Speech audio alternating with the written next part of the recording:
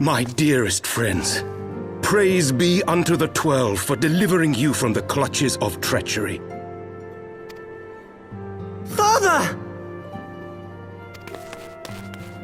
Pippin, my son, and Master Papashan besides. Forgive me, Father. I should have been at Her Grace's side. Save your tears. The Sultana yet lives. You. It was I who arranged this gathering. And judging by your perplexed expressions, it would seem introductions are in order. I am Dulala, head of the Order of Noldthor, and member of the Syndicate. What you said about the Sultana, is it true? Is she alive? Young lady, I understand you were with the Sultana when she drank from the poisoned goblet and collapsed. Would I be correct in assuming that you did not personally verify Her Grace's vital signs? Why ask when 'tis plain you know the answer? Calm yourself, General, and let me finish. The truth is not as you imagine it. You are all victims of a most ingenious ruse. A ruse conceived to eliminate the threat posed by Teleji Adeleji. 'Tis my belief that Teleji plotted the Sultana's assassination alone, but that Lolorito caught wind of his plot and exploited it to his own ends. He sought to manipulate you into eliminating Teleji for him, and you duly obliged. At one fell swoop, he removed his two foremost rivals, all the while remaining above suspicion. God strike me down for a fool. But the Sultana, how can it be that she lives? She lives because Lolorito willed it. Her own lady-in-waiting is but one of his many little birds. By her sleight of hand, the poison was switched for a less deadly draught before it could reach her mistress's lips.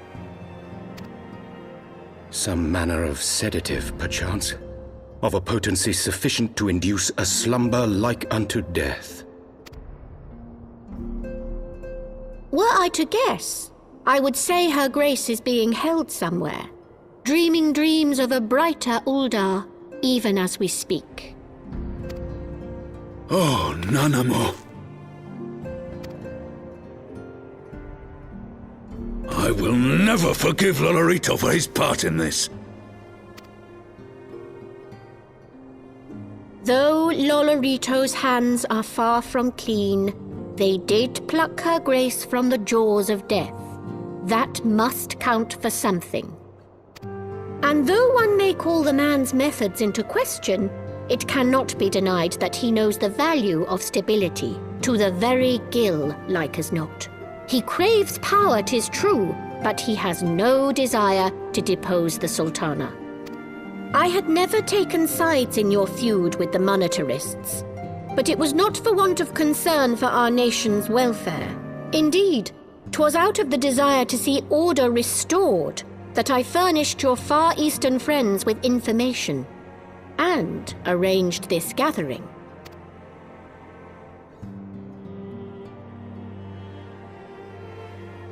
I hope you are ready to work, General, for there is much work to be done.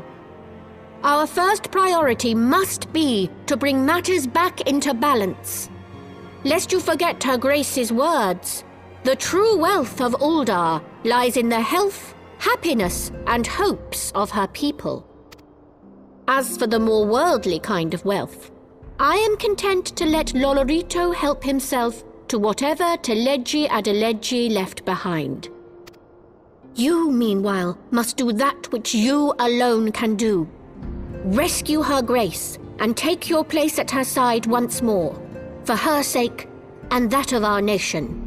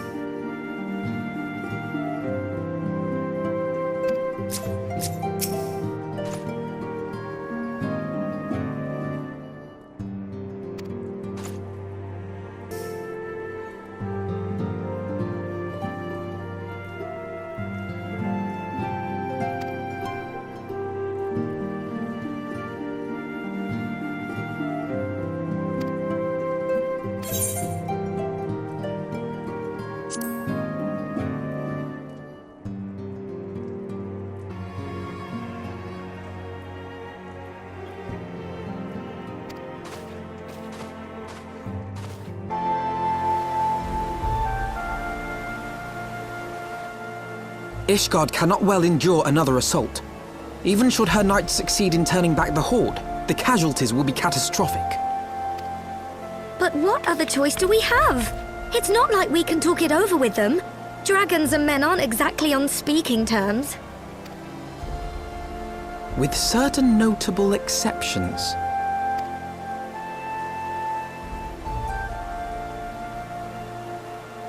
You don't mean Iceheart? When last you spoke with her, she lamented her crimes, did she not? Then there remains a sliver of hope. If we can persuade Iceheart to act as our intermediary, we may yet be able to convince Nidhogg to abandon his bloody course. If there is to be a meeting, I would accompany you. Estinian. Even with your intermediary, Nidhogg's blood rage may render him deaf to reason. However, the mere attempt may afford our forces precious time to prepare. Of course, you might also consider a more direct approach to ending this conflict. With the power of the Eye at my disposal, and the vaunted strength of the Warrior of Light, we could conceivably slay the beast outright. If we are to risk a face-to-face meeting with the Dread Worm, I for one would feel safer in the company of the Azure Dragoon. However, I should only turn to your Lance if my words fail to find their mark. Is that clear? Perfectly.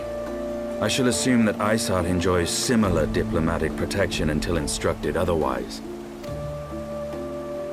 A word of advice. Think carefully before divulging the particulars of this plan to Sir Emeric. 'Twould not do to have the Lord Commander accused of consorting with heretics. Indeed. I thank you for your counsel, Estinian. We shall be honored to have you with us. I am glad to be of service.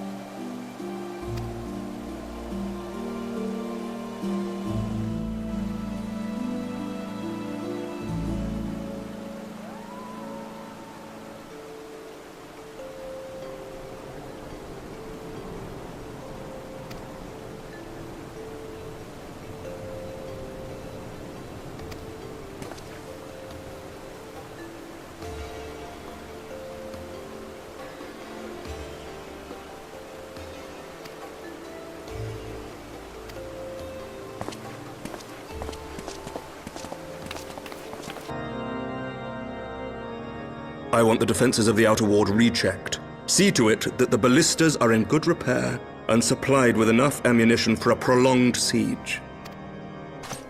At once, my lord.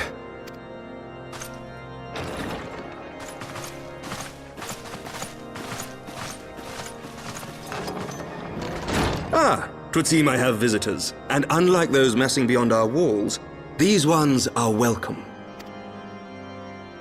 Pray forgive us for interrupting you in the midst of your preparations, Sir Emeric, but our suit concerns the impending assault.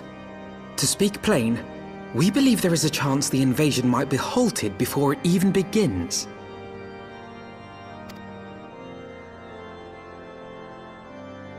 I can divulge little more at this time, but I must nevertheless request that you advise the Holy See to refrain from launching any preemptive sorties whilst we seek to put our plans in motion. I will gladly lend my support to any endeavor that could spare the blood of my countrymen, but I would know more of the cause you would have me champion. Will you not share aught of this mysterious undertaking? Know that I have offered my lance to aid in this endeavor.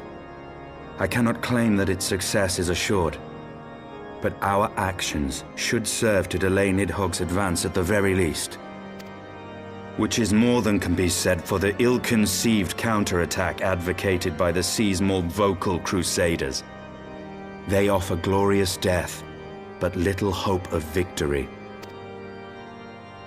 Aye, their proposal does not inspire confidence. Our resources should rightly be spent shoring up the city's defenses.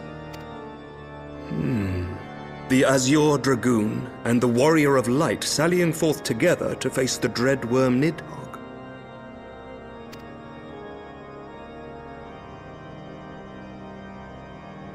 I must admit the mere thought of it does much to dispel my misgivings.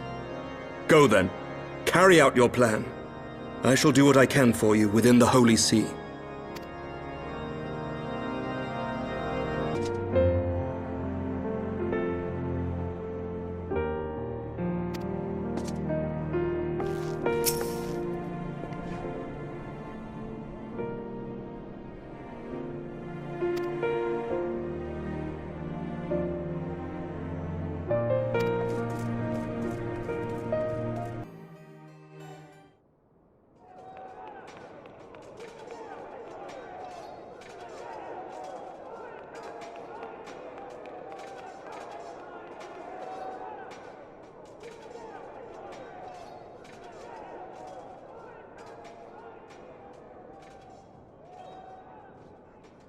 Such commotion. Yes, Your Eminence. The bells of the Observatorium warn of our enemy's approach. So, the dragons are coming. Let them come, in their hundreds and their thousands. With the divine blade in our hands, we shall rend their flesh and drown the heretics in their master's blood. Even Nidhogg and his foul brood shall be powerless to resist us. And when we have rid the world of their pestilence, we shall turn our attention to our Ascian allies. See that they are suitably rewarded for their invaluable assistance. If I may, Your Eminence, the Paragons wield powers strange and unknowable. Can we be certain that they will not see through our deception? We can be certain of naught save the righteousness of our cause. If you would be a true leader of men, you must possess conviction as well as caution.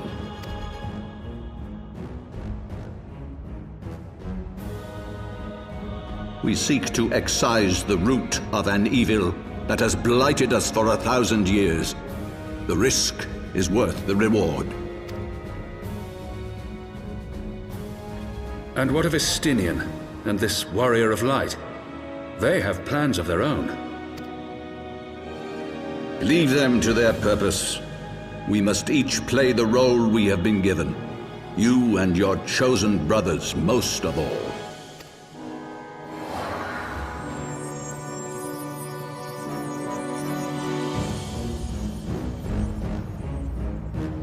For the glory of King Thordan.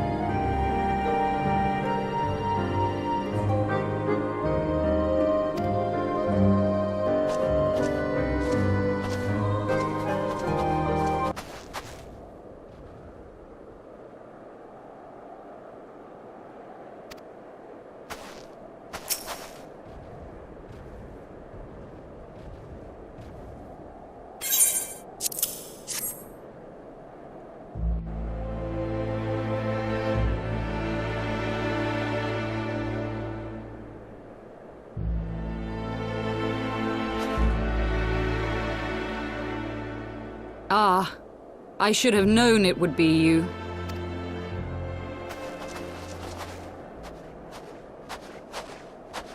Word reached me of a struggle with a small but well-armed band of trespassers. Forgive my comrades their hostility. Few come here uninvited, and fewer still with good intent. Now, tell me why you are here.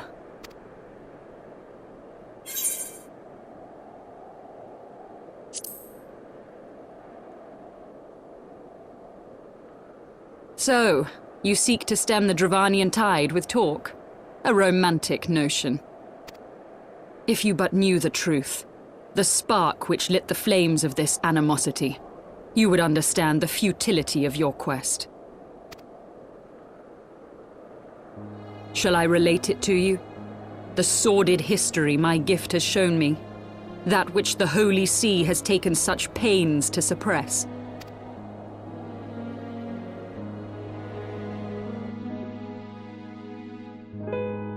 'Twas more than a millennium past when an Elizan tribe first sought to claim the lands of Kurthas as its home. Unfortunately for them, Kurthas was already home to dragonkind, and they were not inclined to make way for the invaders. Thus did a bloody war begin. A war which might well have rumbled on until one or the other side was exterminated, had it not been for the resolve of a single woman. That woman's name was Shiva. While those around her fought and died, she attempted to parley with the dragons, and in so doing discovered them to be possessed of profound intelligence and reason. The great worm, Heavensward, in particular so enchanted Shiva that she found herself growing to love the creature, whom her people considered a monster. In the eyes of a near-immortal dragon, however, the fleeting life of an Elezen is as that of a freshly cut rose. Scarce has the flower bloomed before it begins to fade and wither. Such melancholy musings plagued Heavensward, who had found in Shiva an unexpected and beloved soulmate. He knew that all too soon, death would snatch her away from him. Unable to bear the thought of their separation, the maid bid the worm consume her, that their spirits might be entwined for eternity. Though loath to perform the deed, Heavensward ultimately gave in to her plea, and soon thereafter the tale of their ill-fated love spread throughout the two warring factions. No more could they raise blade or claw against one another, knowing that the souls of their kin were so inextricably bound. In the days that followed, man and dragon learned to live in harmony, and together built a nation unlike any the world had ever known. For 200 years did this blissful age of peace continue, as it would to this day, had vilest envy not stirred in the hearts of the Elezen. It is said that worms owe their longevity to the boundless reserves of vitality found within their eyes. And 'twas in this belief that a traitorous band of knights deceived their allies of some 2 centuries, and took by force that which they coveted.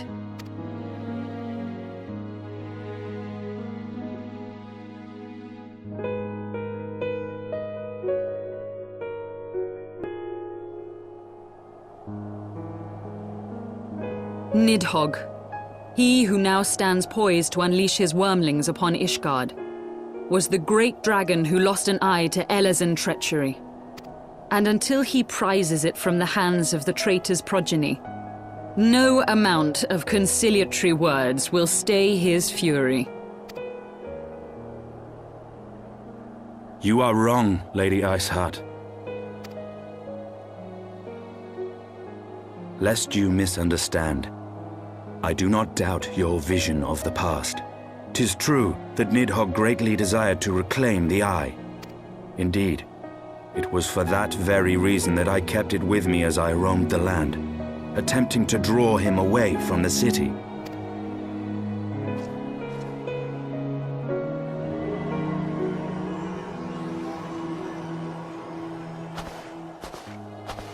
Good gods!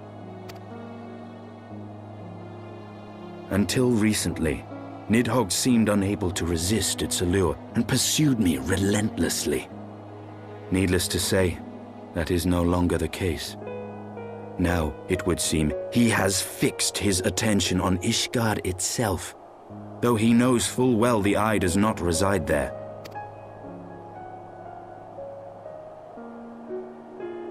You believe he targets the capital for another reason? I believe reason has all but left him. Through the Eye, I feel much of what Nidhogg feels, and the dragon's thirst for vengeance will not be quenched by aught less than a sea of blood.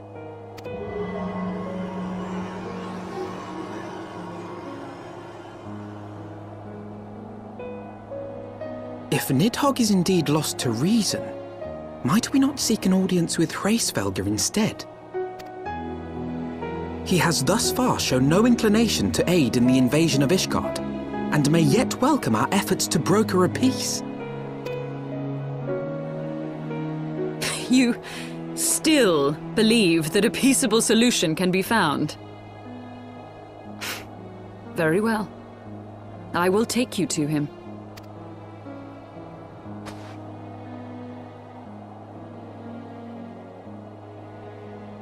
Our road will lead us to Dravania, the homeland of dragonkind. There we shall ascend unto the clouds, where Heavensward resides.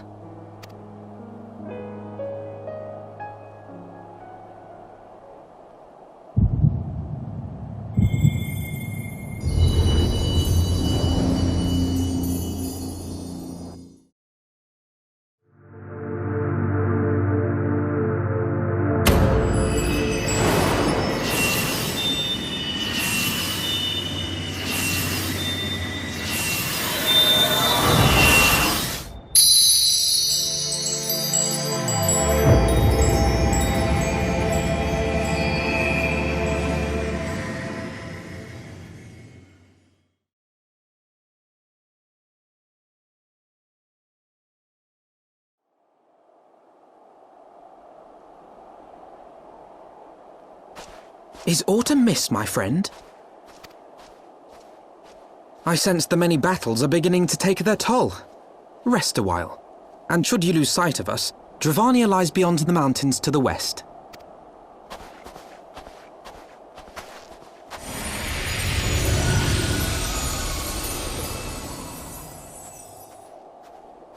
Curious.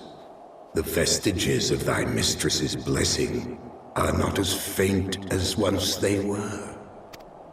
Thy will to succeed grants thee unusual fortitude. But will it be enough?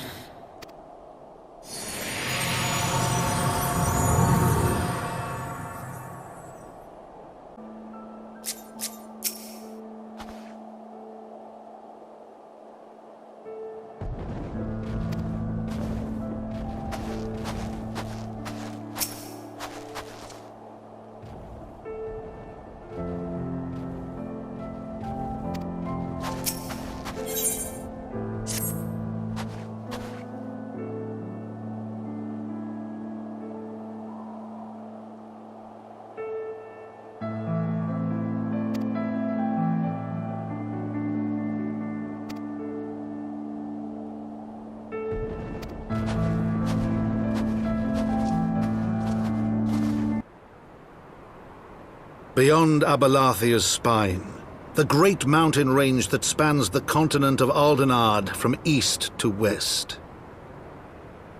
Into the deepening shadows of Som-Al, where lies the ancient home of dragonkind.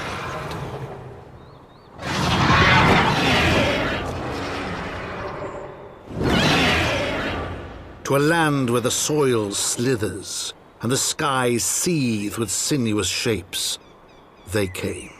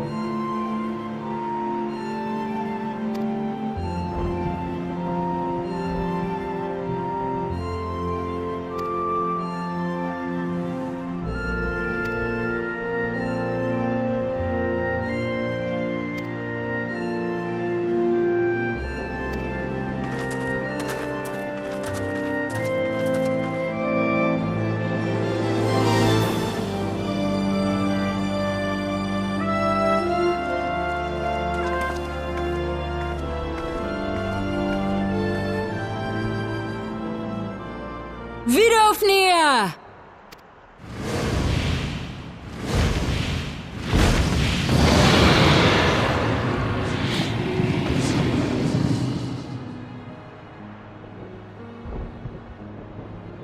Ah, 'tis thee, little one.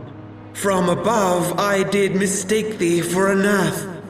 'Tis well I chanced to look again, or thou wouldst now be ash. Dear Vidofnir, how I have missed you. Would that I had come sooner, and not out of dire necessity. Thou art troubled. Speak that I might know thy plight.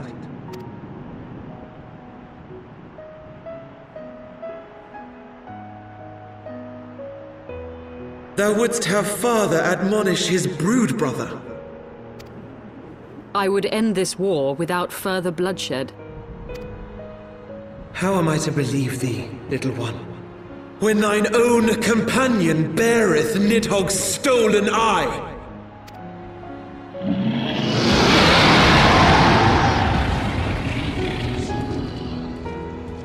Have care, dragon, or I shall gouge out one of yours.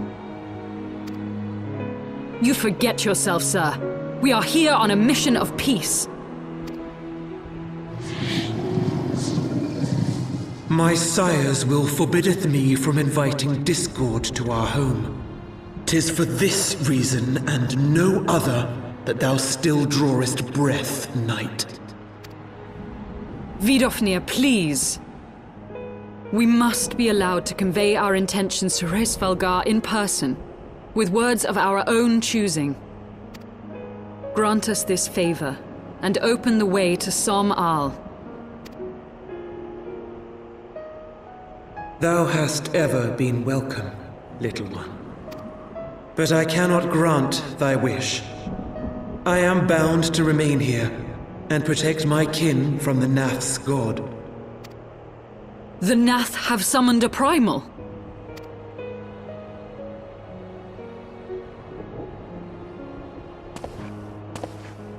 Pray excuse my forwardness, but if we were to eliminate the threat to your territory, would you consent to Lady Izel's request? Ha! Dost thou imagine thyself equal to the task? To succeed where dragons have failed? 'Tis beyond thee, mortal. But thou art welcome to try, nonetheless. Only know that idle promises shall avail thee naught.